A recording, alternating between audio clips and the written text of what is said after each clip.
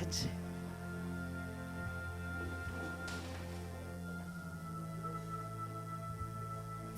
Foi só cadeira, ainda bem.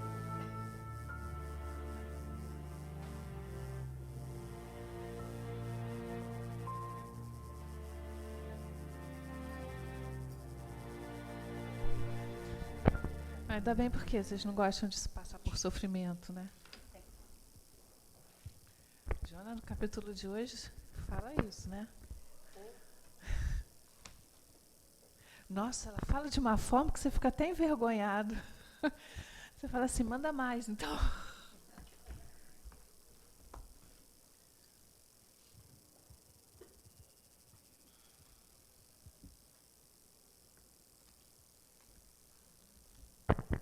Os infortúnios ocultos. Nas grandes calamidades, a caridade se emociona e observam-se impulsos generosos, no sentido de reparar os desastres. Mas, a par desses desastres gerais, há milhares de desastres particulares que passam desapercebidos. Os dos que jazem sobre o gramado sem se queixarem. Estes infortúnios discretos e ocultos são os que a verdadeira generosidade sabe descobrir, sem esperar que peçam assistência.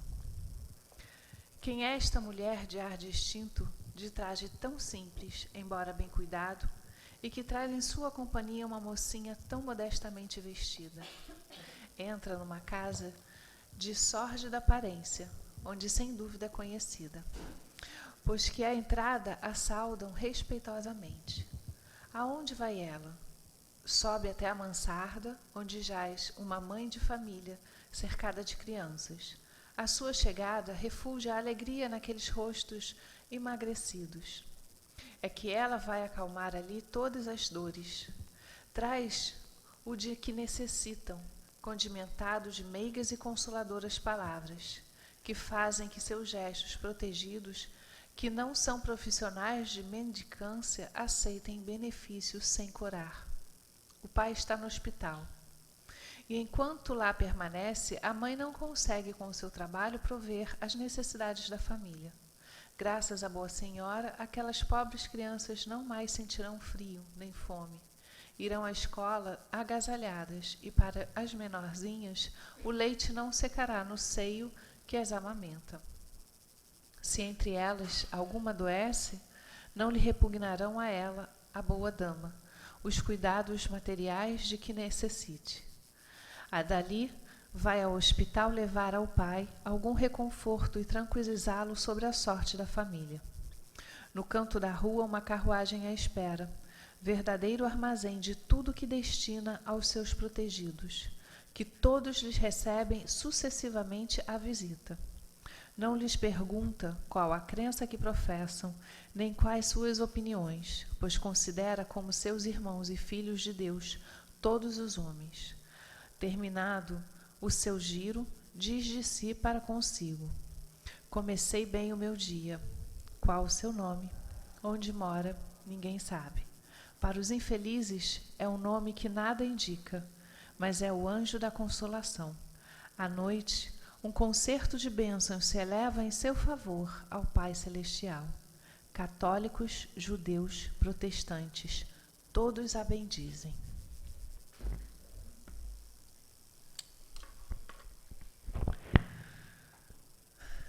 Pai amado, diante de Ti nesse momento, da leitura de uma das passagens mais lindas, aonde repercute ao nosso coração a necessidade de sempre ter as mãos estendidas, de sempre ter o coração aberto à palavra amiga, o abraço fraterno.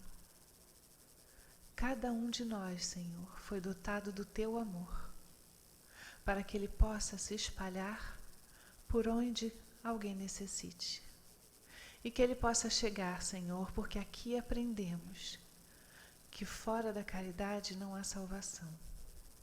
Assim como nos ensinou Kardec, que não é fora da igreja que existe salvação, que possamos todos aprender que mesmo sofrendo, que mesmo diante das nossas dificuldades, ainda assim podemos auxiliar um outrem. Que possamos ter os olhos abertos, Senhor, para que o nosso coração possa se abrir sempre em direção de nossos irmãos, seja quem forem. Obrigado, Senhor, que possamos ser inspirados nesta tarde e abençoados pelo Teu amor, Senhor. Graças a Deus.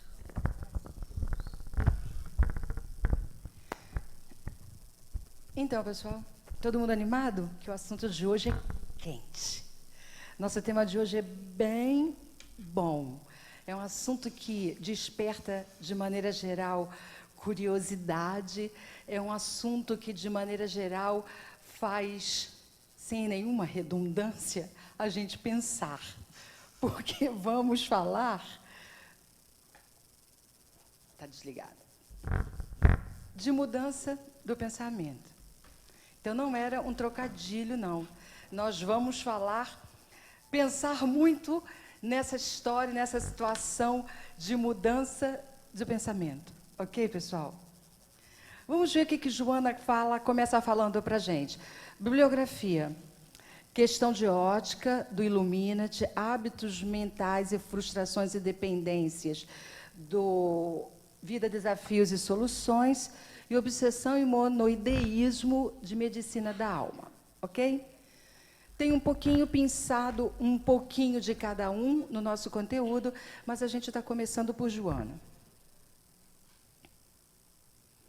A vida biológica é resultado de automatismos, funcionando com harmonia desde que os equipamentos orgânicos se encontrem em ordem. A vida mental se inicia por vislumbres e percepções à medida que o espírito se assenhoreia dos equipamentos do cérebro que lhe decodificam as ondas do pensamento. Então, nós vamos começar a falar da questão do pensamento e falar dessa relação que existe biológica, quer dizer, na verdade, Joana dividiu daqui para cá, né, porque ela falou do cérebro separadamente, de como as coisas acontecem e das relações que se estabelecem. Então, a máquina do nosso corpo é uma máquina perfeita. Ela funciona, nós somos um sistema que se interliga de maneira absolutamente perfeita. Então, se todos os nossos equipamentos orgânicos e cerebrais funcionarem, as coisas andam de maneira que precisam andar para que nós sejamos os instrumentos desse espírito que nos habita. Certo, pessoal?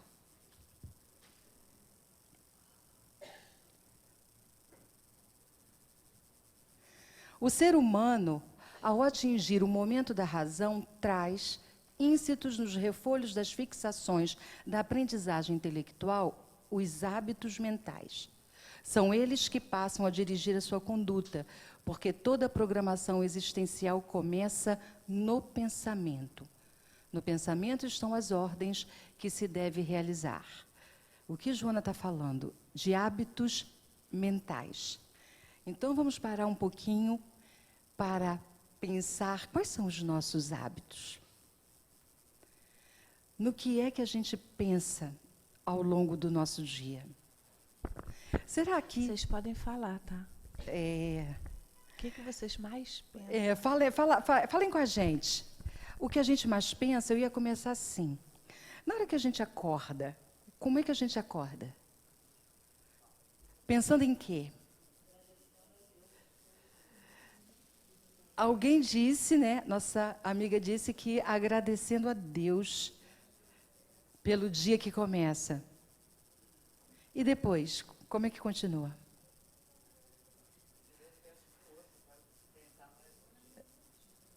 Pede força para enfrentar mais um dia. Que mais? Quem gostaria de compartilhar? Quem é que depois disso se deixa envolver pelos apelos da vida cotidiana? Ah, bom, pensei que fosse só eu Só eu que fosse assim. Pois é. Às vezes a gente consegue acordar e se comportar dessa maneira. E às vezes nem isso, não é, pessoal? Às vezes nem isso. Alguém já pensa o que pode dar de errado? Não? Quem vai encontrar, o que vai ouvir? Já pensa?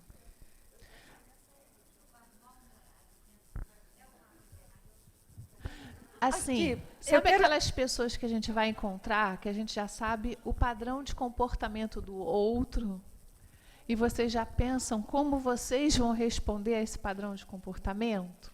Vocês já pensam assim? Pode não ser que seja todo dia, né? Mas toda vez que a gente encontra com essas pessoas, talvez a gente pense geralmente isso. Pessoal, o que a Denise está querendo dizer? Que a gente convive mais frequentemente com algumas pessoas. E essas pessoas que a gente vive mais frequentemente, na família ou em qualquer outra circunstância, que a gente levanta e já sabe que vai encontrar, já começa errado o dia. Além de, pode ser até que já algumas pessoas pensam, já começa errado o dia. Outras vezes, a gente começa a elaborar antecipadamente uma forma, não de ação, de reação. Acontece isso só comigo? Ah, bom.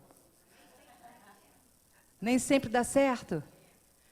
Como assim? As pessoas nos surpreendem nesse sentido?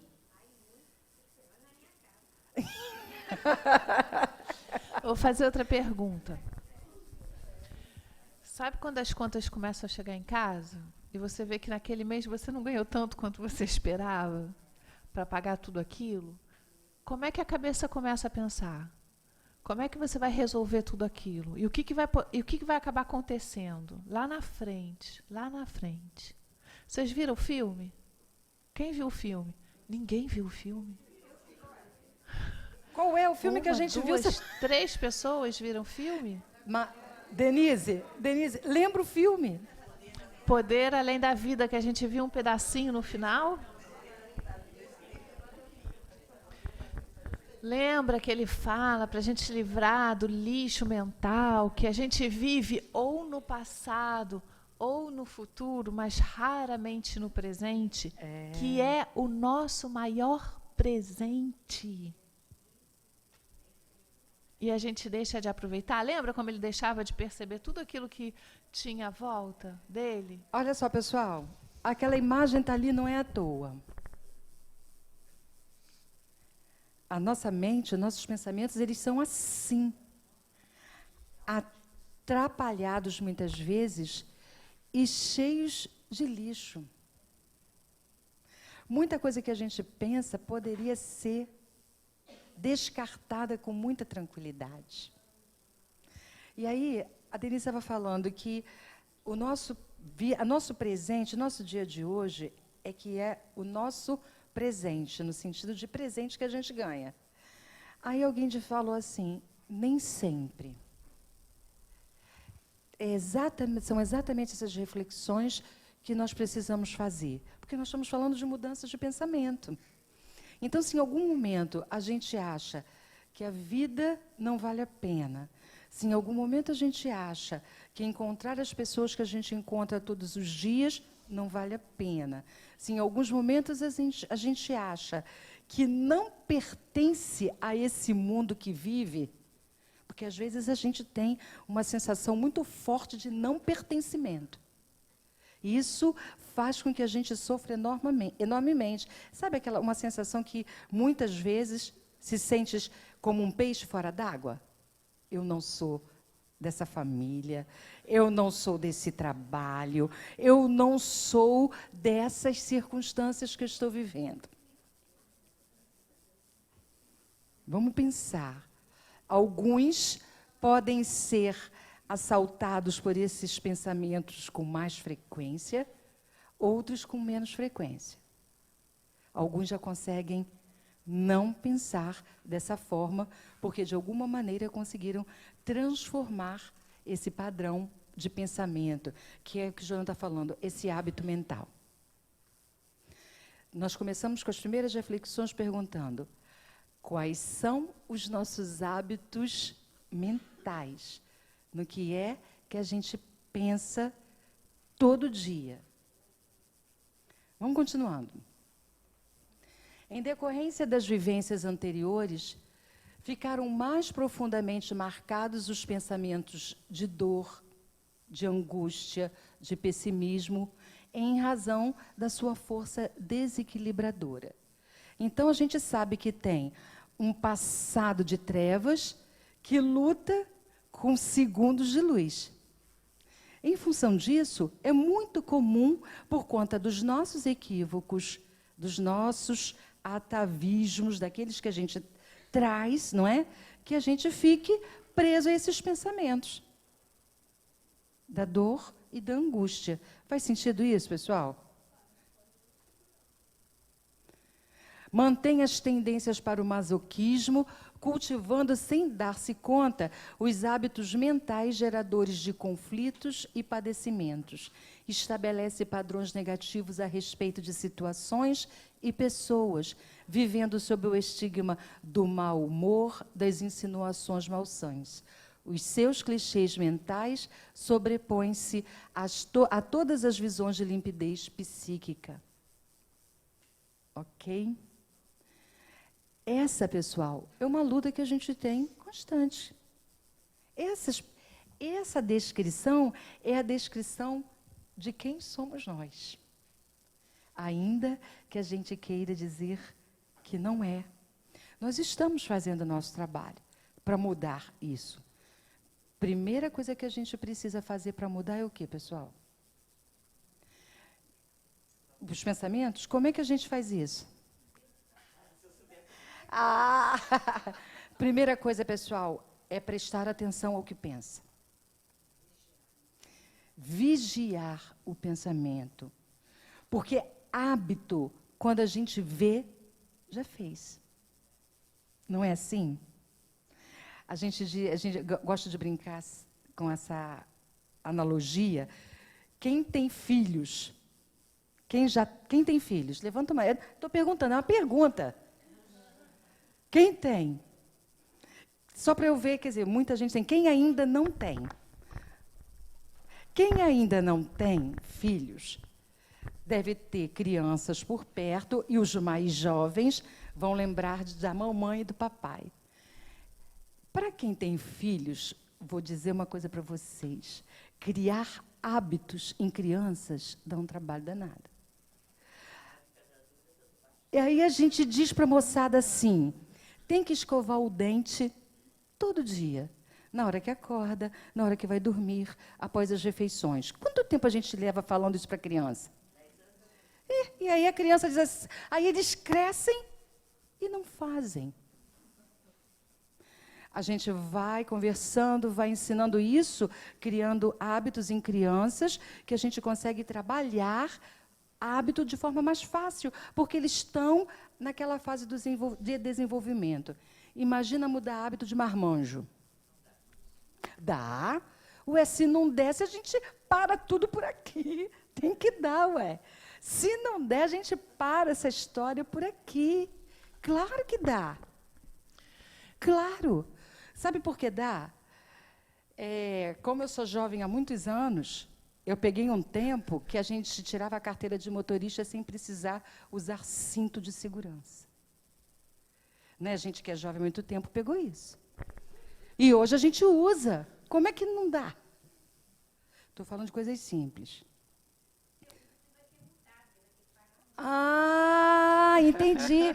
E qual é a consequência dos pensamentos que não são bons?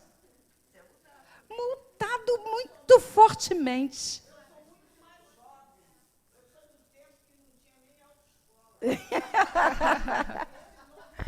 E aí a gente vai mudando. Qualquer tipo, por um estímulo externo, porque esse exemplo que eu dei foi um estímulo externo, que fez com que a gente mudasse um comportamento. Não é verdade? E começasse a entender que o cinto é uma proteção. E o que a gente pode fazer em relação ao nosso pensamento?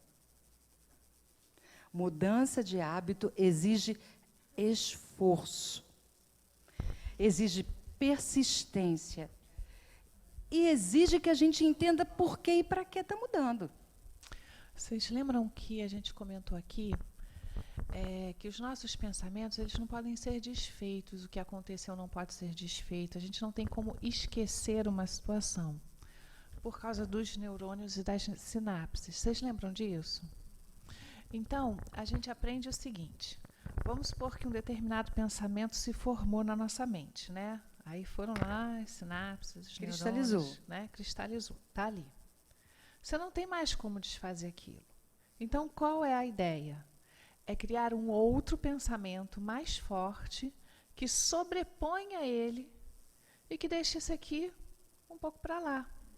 Para que aquele pensamento mais forte seja aquilo que nos conduza. Isso é mudança de pensamento. E não dá para a gente dizer, eu não quero pensar isso, não quero pensar isso, não quero pensar isso. A Cris fala, e eu acho que eu já falei isso aqui também, né? Ela fala um exemplo desde que começou na casa que eu adoro. Pensem no macaco de bunda vermelha. Todo mundo pensou. Agora eu vou falar para vocês. Não pensem no macaco de bunda vermelha.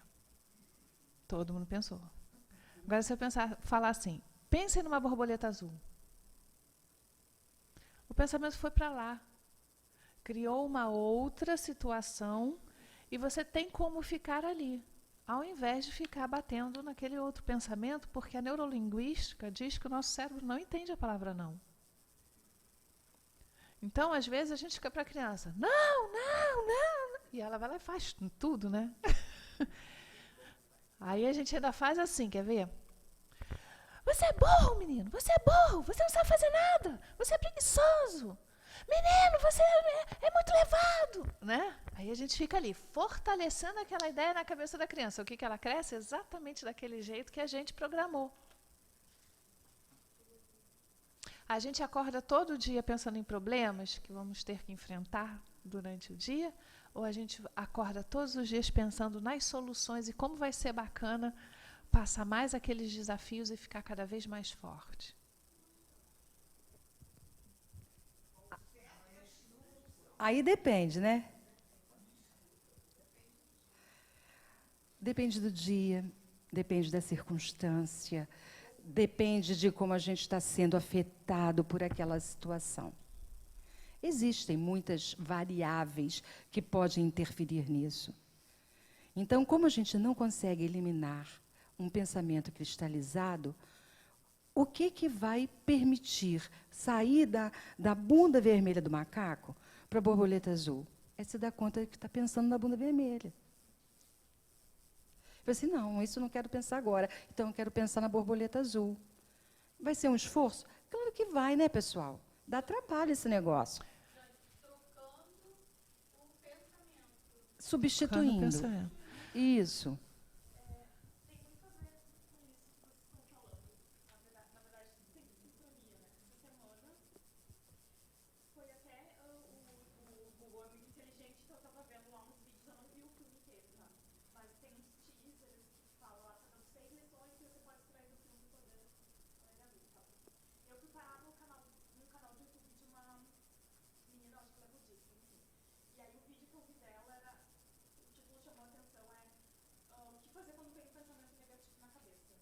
E vai exatamente o que vocês estão falando, mas ela explicou uma técnica que é chamada stop em inglês. Não vou ter tanta propriedade para explicar. Que basicamente diz o seguinte: pensou alguma coisa negativa, a gente automaticamente, não vou pensar nisso. Sei lá, vai que meu marido que foi assaltado, está demorando para chegar, não vou pensar nisso. Não, pensa nisso, né? Que já se cristalizou. E aí depois tem 4 passos que são super simples, que você muda justamente o pensamento para uma outra coisa. E eu achei muito louco, porque no fim o último deles é que tu acaba agradecendo a Deus por ter conseguido mudar o teu pensamento. É bem simples, mas é bem interessante. Pensou, aí a segunda coisa é fazer uma coisa que tu gosta, pode ser ligar para um amigo, tomar um sorvete, comer um doce, olhar um quadro que tu acha bonito. O terceiro pensamento é você é tu fazer alguma coisa para externar aquilo, né? Ou sei lá, alongar os ombros, ou dar uma risada, ou se estiver caminhando, caminhar mais rápido. Alguma coisa no teu corpo físico. O terceiro é fazer alguma coisa que tu goste, que te sinta bem.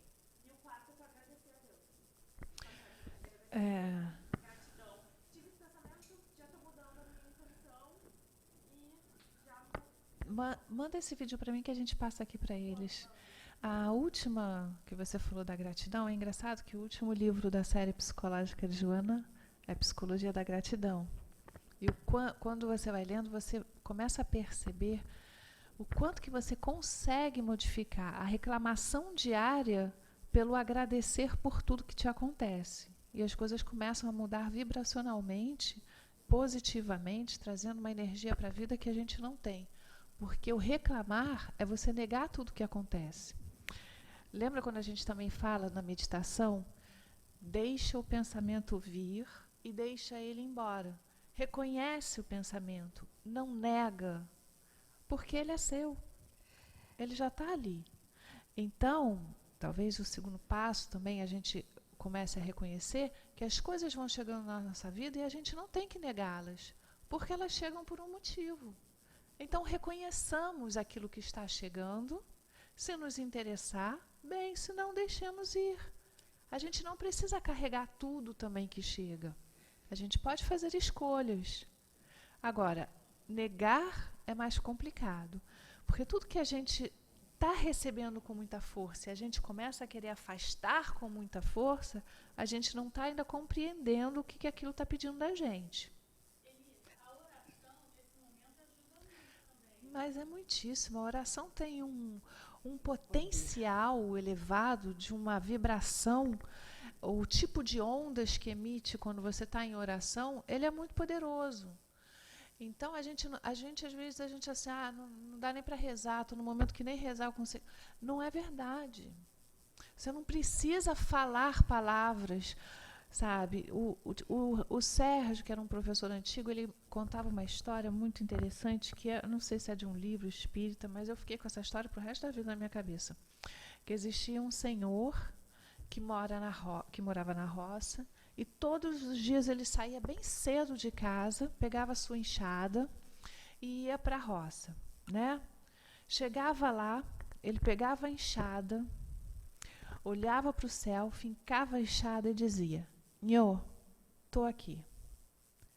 Era a forma dele orar.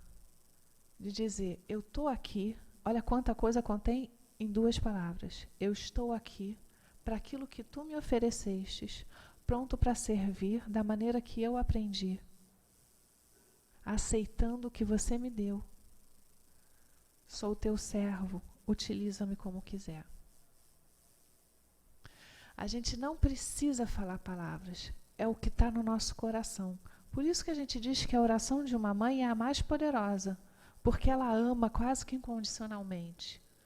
Então, ela coloca toda aquela emoção e todo aquele amor pedindo por aquele que ela ama tanto. E que não tem ninguém mais que ama tanto como uma mãe. Às vezes, né? Geralmente. Aí, então, às vezes a gente quer matar. Mas é o arquétipo do amor, né? Então, a gente... existem variações, mas como exemplo desse amor que é quase incondicional, a gente não tem outro mesmo. Quando ele está na sua plenitude, na plenitude do amor de mãe. Exatamente. Então, a gente vê que... Por isso que eu pedi para ela trazer, porque eu achei muito interessante, são espaços que a gente...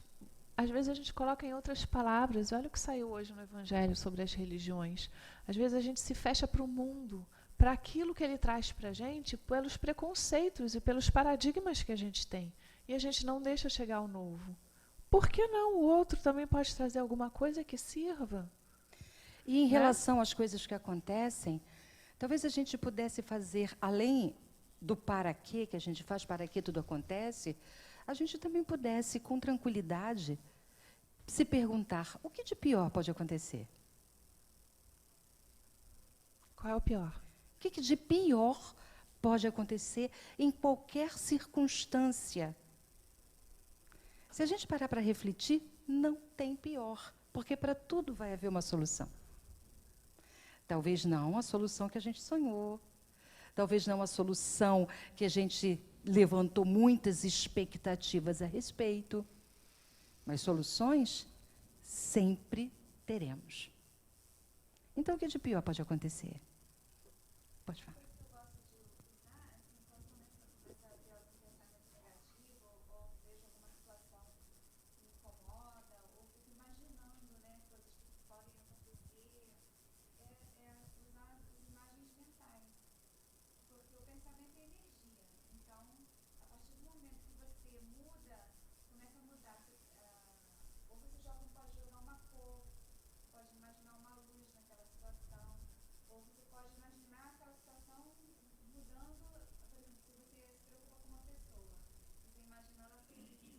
E você está usando o quê? O pensamento, que tem uma força absurda. Você pode sair do lugar que você está e ir para outro lugar e vivenciar uma outra experiência. Se é difícil de olhos abertos, feche os olhos. Então, existem várias técnicas que você consegue se transportar para outro lugar e encontrar o teu ponto de serenidade. Vou para o meio de uma praia azul, de águas tranquilas, de águas mansas, né? Água na temperatura ideal, o sol que me aquece. E você começa a se transportar para um lugar onde você encontra a tua paz, já que aquele ambiente externo está sendo agressivo o suficiente para não te oferecer aquilo. Ou para que você não encontre a sua paz diante daquilo que você está presenciando. E a gente pode fazer isso. E a gente pode fazer muito mais. Porque se você consegue fazer isso, que é uma coisa tão simples e que todo mundo, você pode fazer uma criança fazer isso. Você pode ir muito mais além e modificar as situações e as estruturas daquilo que está ocorrendo através do pensamento. Num dos livros do André Luiz, eu acho que é no Obreiros de Vida Eterna, eu não estou certa. André Luiz está numa situação lá na espiritualidade, naquelas passagens de aprendizado que ele tem, que ele conta para a gente em cada livro. E aí ele está com um orientador que pede para ele está junto de um lago, e esse orientador pede para ele criar, pelo pensamento, um jardim. Na primeira tentativa, André Luiz não consegue, pelo pensamento, criar um jardim. Lembra que ele é um espírito, nós também. Não tem nenhuma diferença. Na primeira tentativa ele não consegue, e aí o orientador fala para ele assim: você não tentou como poderia. Você não fez como você pode fazer. E aí ele, mais uma vez, ele pensa naquele pedido, naquela solicitação que o orientador faz para ele, e aí ele começa a ver brotar um jardim maravilhoso na margem do lago que ele plasmou pelo pensamento. Ele conta em muitas passagens a força que tem o pensamento e o que a gente pode fazer com o pensamento. É muito bonita essa passagem, eu tenho quase certeza que é no Obreiros que tem isso, não é, Betinha? E aí, a gente pode, porque não é o fato de André Luiz estar lá na outra dimensão, na dimensão espiritual, que o torna capaz de fazer isso. Nós somos espíritos e podemos também.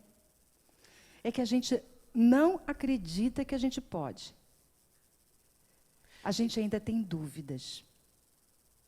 E como nós estamos movidos pelos hábitos, pelas crenças, nós às vezes continuamos a fazer coisas que nós já poderíamos ter mudado. E isso acontece na escala quântica, né? Não é na escala que a gente tem a percepção. Mas a gente pode perceber de outras situações. Vou contar uma história rápida, que quando eu trabalhava lá no centro da cidade, eu vinha para a Barra da Tijuca, mas eu pegava uma van, na época das vans, né, que ia até Campo Grande. E ela passava, às vezes, 4 horas no trânsito, né, de um ponto ao outro. Então, o pessoal que morava em Campo Grande sempre ia naquela van e eles se conheciam. Eles levavam refrigerante, salgadinho, faziam de tudo dentro daquela van. E eu me divertia ali dentro, né? Porque A gente acaba entrando. Fazendo parte do grupo, né? Só que eu percebia que tinha sempre uma pessoa muito fechada, sabe? Ia quieta, encostada com a cabeça assim na janela, assim. Ela não se envolvia e ia quieta. Por mais que o pessoal brincasse e tentasse chegar, ela não se abria de jeito nenhum. E aí, conversando com meu pai falou assim, não, mas olha só, você pode mudar isso. Eu falei, como assim? E ele era médico, ele trabalhava muito com energia. E aí ele falava assim, você vai fazer o seguinte, da próxima viagem você não vai estar prestando atenção na bagunça dos outros. Você vai prestar atenção nela. E você vai emitir tudo que tem de melhor dentro de você, dando de presente para ela. E você vai olhar para ela e perceber ela recebendo aquilo que você está levando. E aí eu comecei a entrar na van, né? E eu fui a viagem toda ali, né? Emitindo tudo que eu podia. Sabe? Né? E eu lia muito, né? E aí quando eu chegava lá eu estava inspirada, né? Aí o que acontecia? Quase no final aqui, quando chegava na Barra, levava um tempo, tá, gente? Ela levantava a cabeça, já olhava, já fazia assim. Ela começou devagarzinho perceber que tinha alguma coisa boa chegando para ela, que não eram só coisas das quais talvez para ela fosse uma bagunça muito chata, uma falta de educação ou uma importunação. E às vezes a gente pode fazer isso com pensamento. Mas lembra que a Jane falou logo no início? A gente reage às situações. Como a gente já conhece as pessoas que convivem com a gente já está reativo a tudo. E a gente não se abre a mudar a frequência dos relacionamentos. Porque a gente já sabe o que vai acontecer. E às vezes a gente não tem nem vontade, porque aquela pessoa já não desperta mais vontade da gente fazer alguma coisa por ela. Comecem a mudar, trabalhar as orações em cima daquela pessoa, emanar o que vocês têm de melhor. Essa é uma caridade das mais fortes que tem. E as que busca mais esforço da gente, por incrível que pareça. E aí a gente começa a avaliar por que a gente tem esses maus pensamentos. Joana vai falar para a gente das nossas frustrações.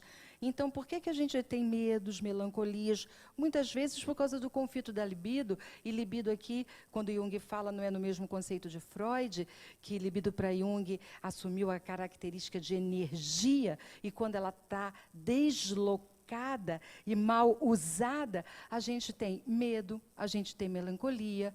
Muita gente tem frustração provocada pelo convívio familiar, que a gente acabou de falar, porque, às vezes, aquilo que a gente tem com a família, os convívios, são diferentes das expectativas, das nossas expectativas. Pessoal, frustração tem a ver com expectativa, sempre. Se eu estou frustrado, é porque eu levantei em relação a alguma pessoa, alguma circunstância, uma expectativa que depois não se revela verdadeira. E aí, o que acontece? Eu me frustro. Então, eu tenho convívio familiar. Quando eu tenho dificuldades de me autorrealizar, como é que eu sei que posso me autorrealizar? Só se eu me conhecer. Só pelo autoconhecimento. Porque se eu não tenho conhecimento de mim mesmo, eu sequer sei o que me autorrealiza. E fico me realizando pelo que o outro faz, ou até sentindo inveja pelo triunfo que o outro tem. Porque eu ainda não me dei conta de mim mesmo. Então, eu tenho frustração. Aquela cabecinha baixa. E aí eu crio o quê? Dependências emocionais. Eu começo a criar tabus na minha vida, buscar amuletos que possam me socorrer, soluções mágicas que eu espero que venham do outro. Eu espero sempre, ou de maneira geral, que alguém, por uma questão de mágica no estalar de dedos, resolva aquele problema que eu preciso resolver. E aí eu fico procurando o quê? Justificativas, desculpas, fico na posição de vítima. Algumas coisas acontecem porque o outro não faz, ou ou a circunstância aconteceu de uma maneira que eu não esperava. E aí eu fico procurando soluções mágicas. Não tem magia. Tem mudança interna. Quando eu mudo internamente, a gente estava falando da oração que a gente pode dar para qualquer pessoa com quem a gente se relaciona para alguma coisa mudar, mas até para a gente fazer isso, a gente vai ter que mudar alguma coisa internamente. Porque se eu mudo internamente, o que está fora muda também. Porque a minha relação vai mudar com aquela situação. É difícil num primeiro momento, trabalhosíssimo, porque a gente não está acostumado a assumir responsabilidade sobre tudo.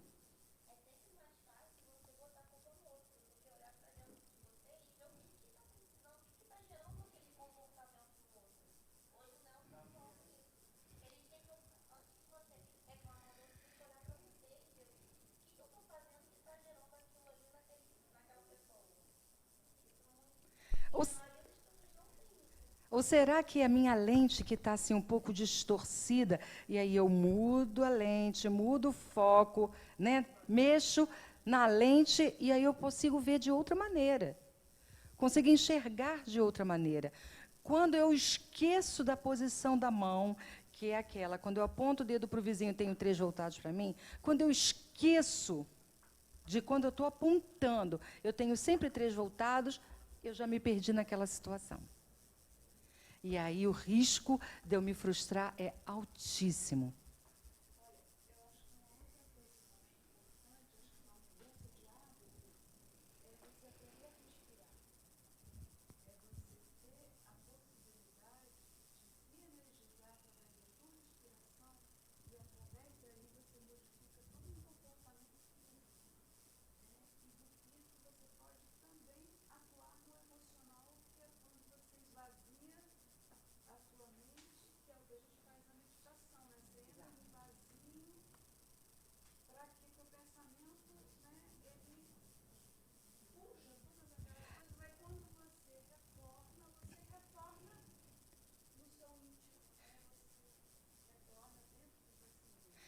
É que a gente ainda não se dá conta de como isso é precioso.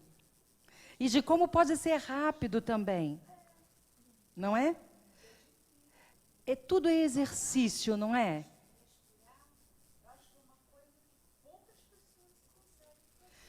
E veja se isso também não é um hábito. Né?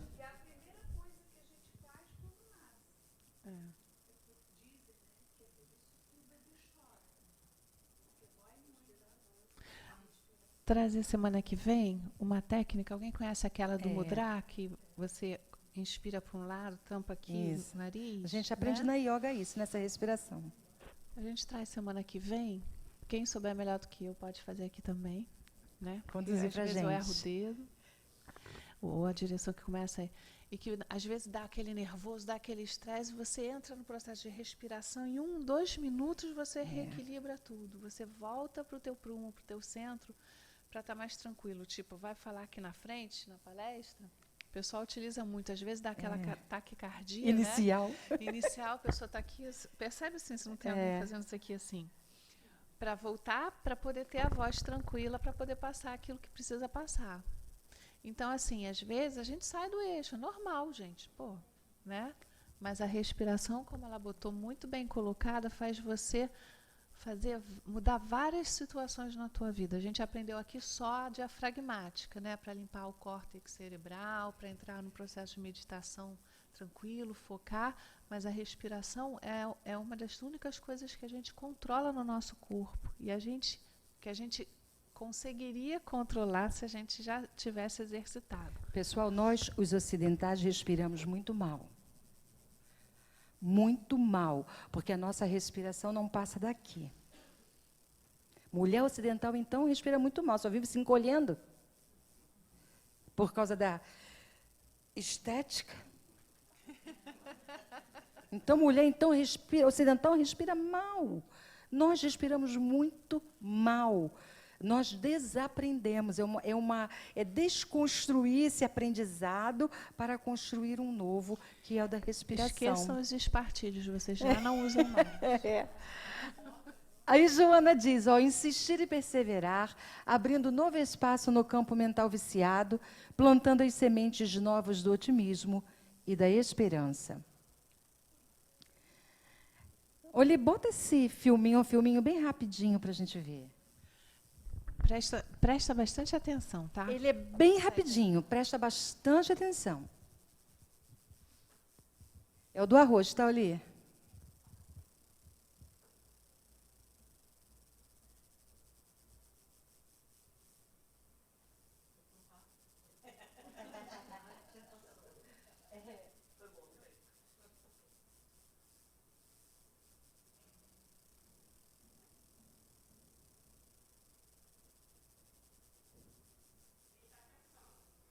Ele está pensando.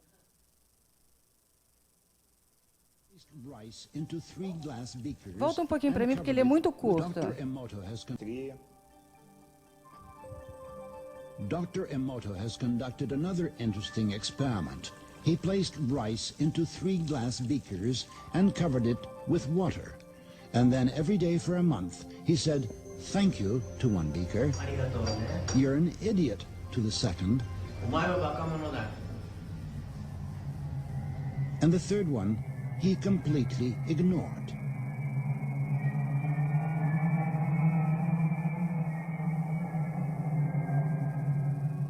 After 1 month, the rice that had been thanked began to ferment, giving off a strong, pleasant aroma. The rice in the second beaker turned black. And the rice that was ignored began to rot. Dr. Emoto thinks that this experiment provides an important lesson, especially with regard to how we treat children. We should take care of them, give them attention, and converse with them. Indifference does the greatest harm.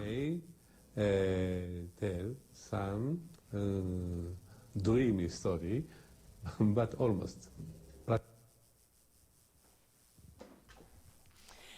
Ele desencarnou tem Esse alguns meses. Esse é o meses Masaru ou um Emoto, ano, tá, né? pessoal? Masaru Emoto. Fantástico cientista que fez todas essas experimentações com água, com arroz. Masaru Emoto. E vocês vão fazer isso em casa. Só que vocês vão fazer só com 2 potes, tá? E vocês vão fazer o seguinte. Vocês vão botar em locais separados. Não botem no mesmo local. E você vai estar ali. É onde você vai fazer o teu evangelho. É onde você vai fazer as tuas orações. É onde você vai dizer coisas boas, pensamentos bons. Dizer que ama o arroz, que ele é lindo, que ele é branquinho, que ele é isso. Qualquer coisa que vier à cabeça de coisa boa. Tá? Pode botar uma música suave, tranquila. É onde vocês vão trabalhar aquele arroz. Em outro ambiente, vocês podem botar um heavy metal, daquele bacana. Vocês podem dizer tudo que vocês têm ali de ruim. Bota para fora mesmo. Às vezes é bom botar para fora também as coisas, sabe? Bota ali para fora, tudo em cima do arroz. Energiza o arroz. E aí, vocês vão trazer aqui para dentro da sala. Eu sei que todo mundo vai trazer, mas pelo menos um de vocês façam a experiência, tá bom? Façam para a gente semana que vem conversar sobre isso. Para a gente ver se ocorreu alguma diferença. Vamos fazer durante a semana. Vamos botar 2 semanas? 15 dias. Eu acho que 15 uma semana. dias. Ele fez um mês. Por isso acho que uma semana é pouco. Mais, assim.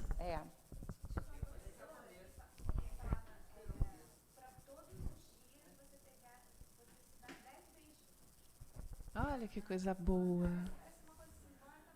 Aprendeu o auto-amor, né? No alto... 10 beijinhos. Então, ó, dá 10 beijinhos, vai na frente do espelho e diz 3 coisas lindas sobre você. Olha já só, tá pessoal. Bom. Falou ali? Então, fica 3 semanas. Porque daqui a 15 dias é feriado. Logo depois do feriado, então. Primeira quinta de junho, então.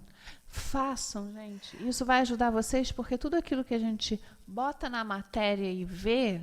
ajuda a gente a concretizar. Lembra que a gente, às vezes, fica no falar, e as coisas vão se perdendo. Tá? Essa questão do beijinho, me lembrei no início do autodescobrimento também da Joana, que ela vai falar dessa questão da saúde e da doença, que ela fala assim, converse terna e amorosamente com as suas imperfeições morais.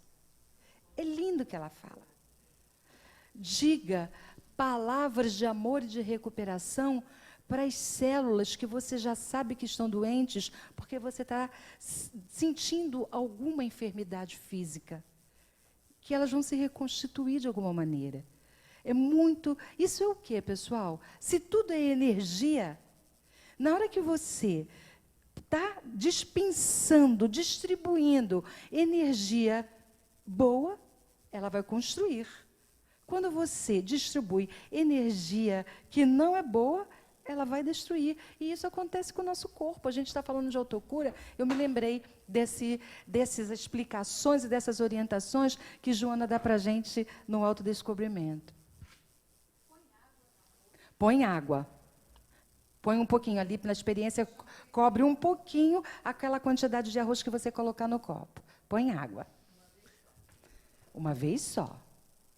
Prepara o copo, ali com uma experiência com 2 ou 3 dedos de arroz no copo, coloca a água um pouquinho acima da quantidade de arroz e deixa.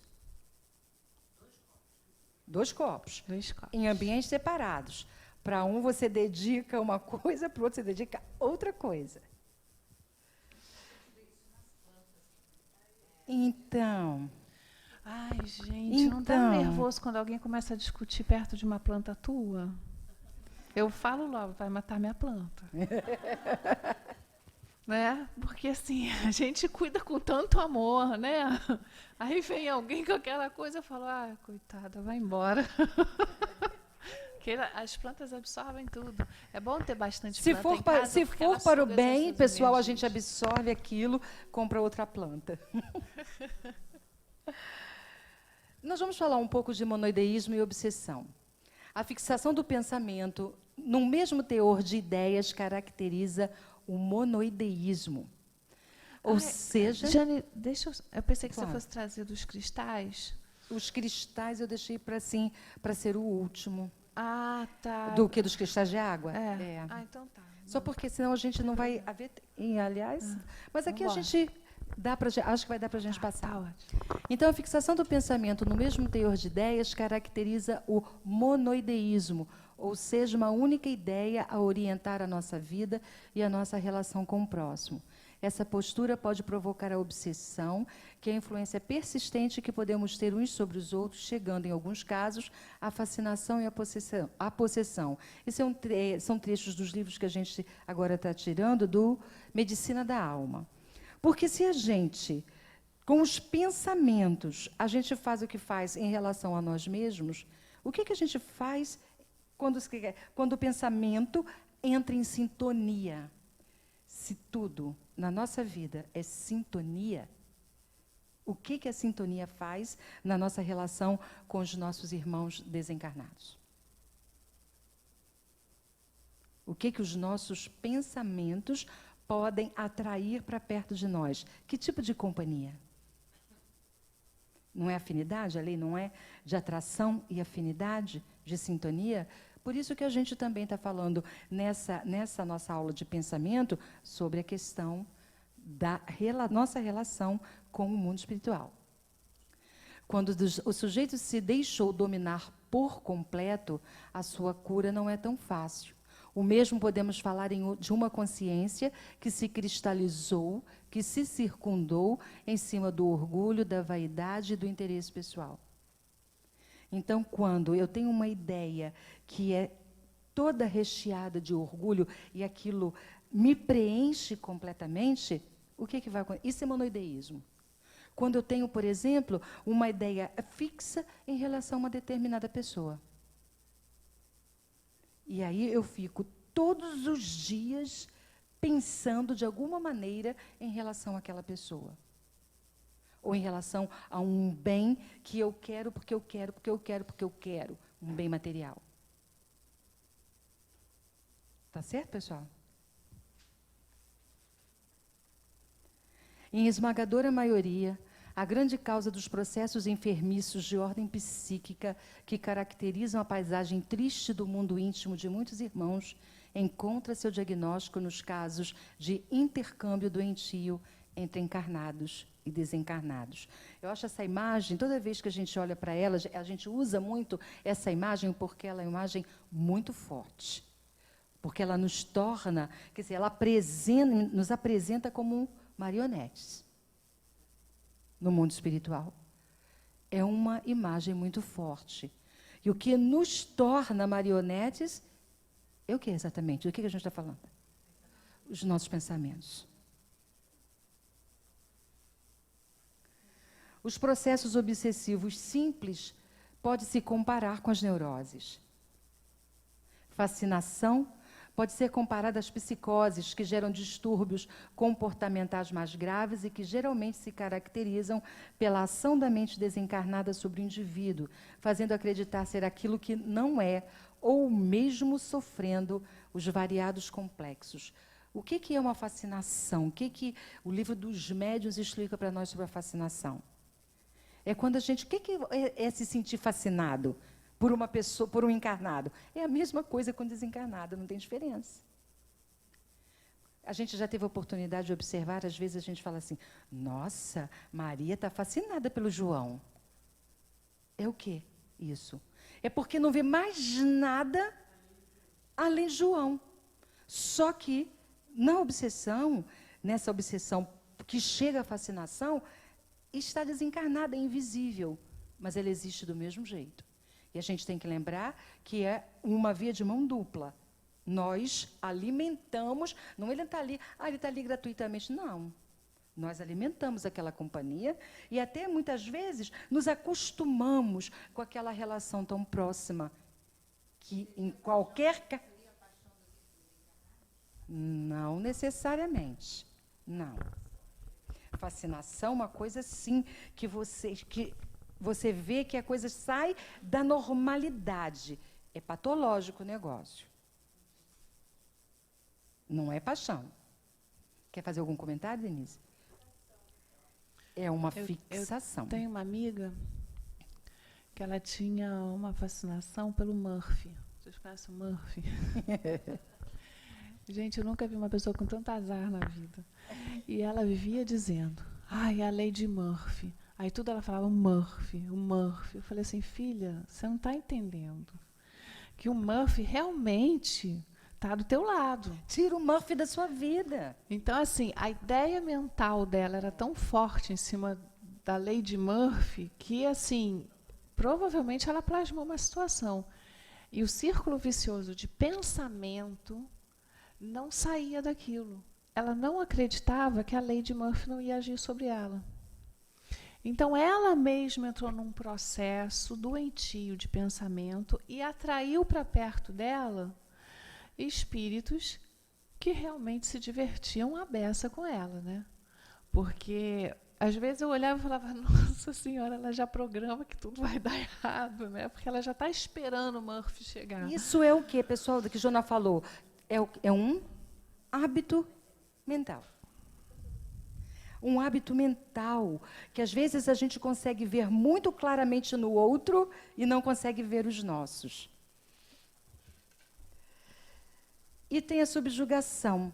Podemos identificá-los nas manifestações psíquicas mais graves, quando há coação física, como em alguns casos de epilepsia, e em outros que o doente se submete à ação do espírito em processo de sintonia. E a entidade utiliza-se de seu veículo somático de forma mais intensa, podendo induzi-lo a ações físicas constrangedoras. Por que a gente está falando também desse aspecto no nosso encontro de hoje? Porque Joana estava falando de como o pensamento interfere na nossa vida. E aí, o Joseph Gleber fala de como o nosso pensamento interfere na nossa relação com o mundo espiritual.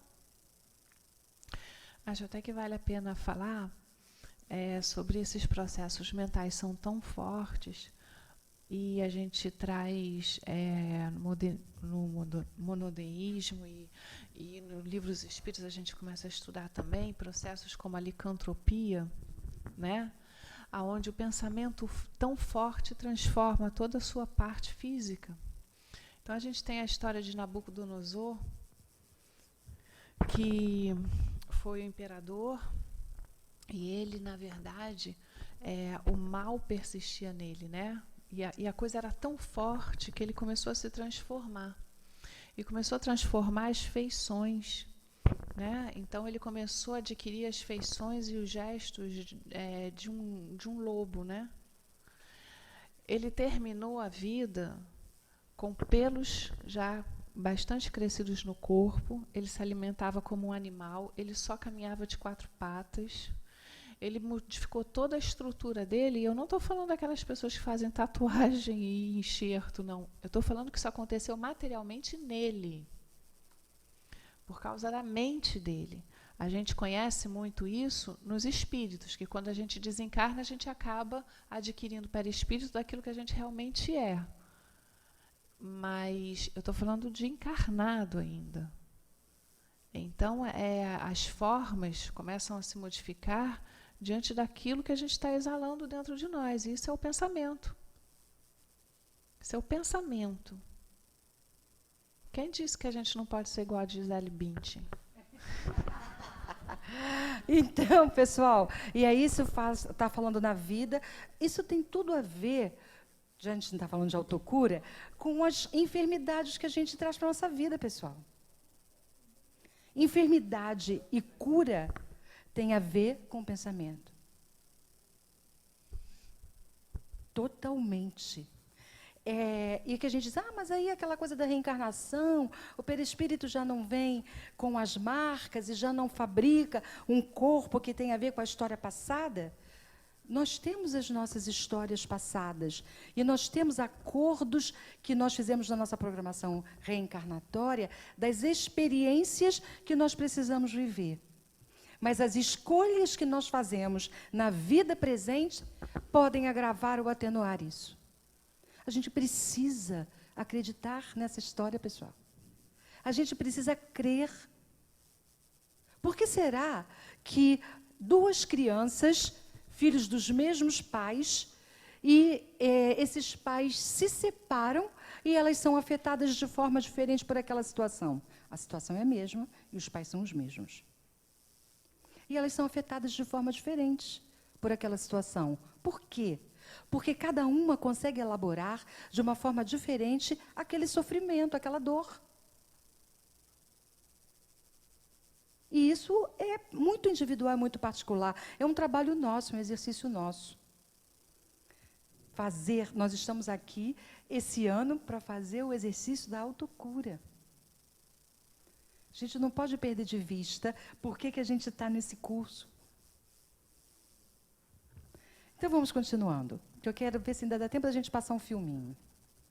Nesse intercâmbio mórbido, as inteligências desencarnadas, em processos infelizes de existência extrafísica, utilizam-se consciente ou inconscientemente de seus receptores encarnados como fios orgânicos que materializam seus pensamentos e desarmonias íntimas nas formas de depressão e melancolia, ou nos temperamentos irritadiços que muito se manifestam nas pessoas envolvidas.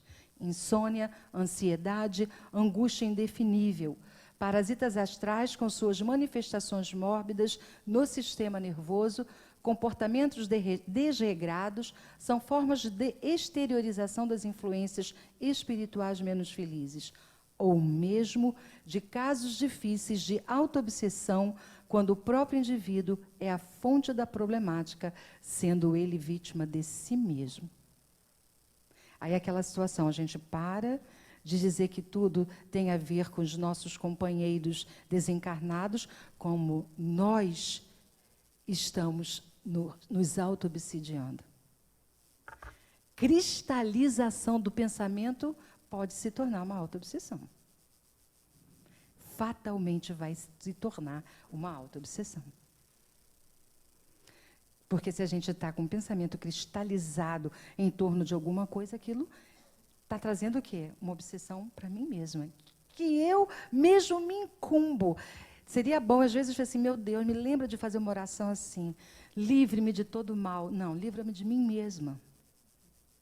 Se eu já conseguir me livrar de mim mesma, eu já estou percorrendo um caminho bom. Livra-me dos equívocos que eu ainda cometo, das dúvidas enormes que eu ainda tenho, da falta de fé, da falta de compreensão. Então, as várias expressões do mesmo problema. Nós temos obsessão, né, de encarnado sobre encarnado, eu sobre você, nós na matéria, de desencarnado sobre desencarnado, os espíritos entre eles, um pode obsediar o outro. De encarnado e desencarnado, sou eu obsediando o cara, o espírito, coitado, e quer ir embora, não deixo. E eu trago para perto de mim.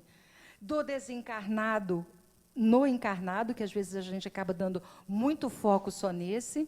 Obsessão recíproca, ou seja, nós os dois estamos fazendo isso, e a auto-obsessão. São as 6 formas, isso está no livro da Sueli Schubert, Obsessão e Desobsessão. O cultivo de bons pensamentos, de posturas equilibradas e otimistas, regados pela leitura edificante, evita que o ser humano se entregue às sombras das neuroses ou psicoses. Estas, em sua maioria, são processos de influenciação de ideias, seja entre encarnados ou desencarnados, seja em outras variações, como a gente mostrou antes, da influência obsessiva. A sua vida será sempre o que você esteja mentalizando constantemente. Em razão disso, qualquer mudança real em seus caminhos virá unicamente da mudança dos seus pensamentos. Isso é uma frase do André Luiz. Já são 20:05. Deixa para fazer um dia do arroz. Deixa, né? Deixa. A gente passa o filme depois. Então, a gente termina com essa frase, pessoal. Nós precisamos cada vez mais estar convictos da importância que o pensamento tem em nossas vidas e das transformações que a mudança do pensamento pode fazer em nossas vidas. Ok? Quer fazer algum outro comentário? Alguém quer fazer a prece? Ok.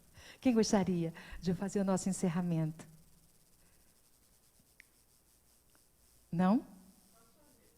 Quem falou? Dani.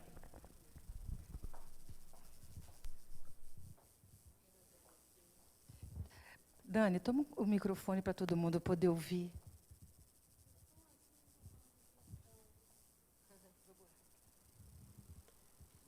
Quero agradecer a Joana, mentora dessa casa, e a todos os espíritos protetores dessa casa, dando esses grandes ensinamentos que nós podemos usar no nosso dia a dia. Obrigada, graças a Deus. Obrigada. Até quinta, moçada. Obrigada. Não deixem de ver o filme, gente. É um filme tão facinho. Não de deixem de achar. fazer experiência.